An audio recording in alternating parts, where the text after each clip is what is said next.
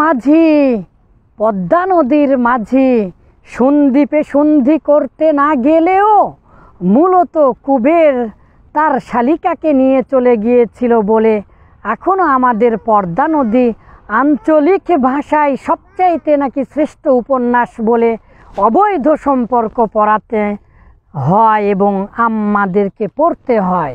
সম্মানিত দিনী ভাই, চরাঞ্চলের মানুষ খারাপ হলেও মূলত নদীতে চর পড়ে পলি জমা হয়ে আপনার গানে ভাটা পড়ে যাবে, চর পড়ে যাবে যদি আপনার গানটা ক্লিয়ারনেস বা এমপ্লিসিটি থেকে যায়।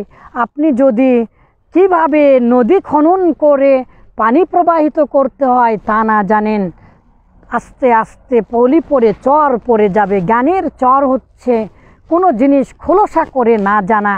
সেই বিজ্ঞানী, সেই জ্ঞানী যে মূলত কোনো জিনিসের রহস্য উন্মোচন করে। এই জন্য ইংলিশে এটাকে বলা হয় ডিসকভার। কভার মানে ঢাকনা, আর ডিসকভার মানে উন্মুক্ত করা, ঢাকনা। সম্মানিত দিনী ভাই, আপনাদের জন্য একটা জিনিস এনেছি, পাস্ট পার্টিসিপল ভার্ব পিপি, ভার্বের 3 নাম্বার রূপ। এটা কি অ্যাডজেক্টিভ? হ্যাঁ, যতগুলো টেন্স, যতগুলো পারফেক্ট অথবা যতগুলো পাসিভ ভয়েস ব্যবহার হয় তার চাইতে বেশি মূলত ব্যবহৃত হয় মূলত অ্যাডজেক্টিভ হিসাবে। সম্মানিত দিনী ভাই, তাহলে চলুন আমরা একটু ঘুরে আসি ইসমু মাফুল থেকে। ইসমু মাফুল কার সাথে সন্ধি করছে দেখুন। পদ্মা নদীর মাঝি সন্দ্বীপে সন্ধি করতে না গেলেও ইসমু মাফুল মূলত সন্ধি করে ফেলেছে পাস্ট পার্টিসিপলের সাথে।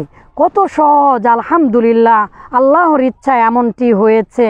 ইসমু মাফুল মানে মাফউলুনের ওজনে বা মুফআলুনের ওজনে নিয়ে আসলে হবে ভার্ব প্লাস ই বা পাস্ট পার্টিসিপল। যেমন appointee, examinee, loanee, offeree, rewardee, trainee, vendee, employee, এগুলোর অর্থ কি আপনারা একটু পরে জানবেন ইনশাআল্লাহ। মাখুজুন টেকেন, অ্যাকসেপ্টেড, মাকসুদুন পারপোজড, ইন্টেনশনাল ইচ্ছাকৃত, মাকসুরুন ব্রোকেন, মাহমুদুন প্রেজড, থ্যাঙ্কস, মাহবুবুন ব্লাভড, মালুমুন নাউন। দেখেছেন পাস্ট পার্টিসিপল কিভাবে হচ্ছে?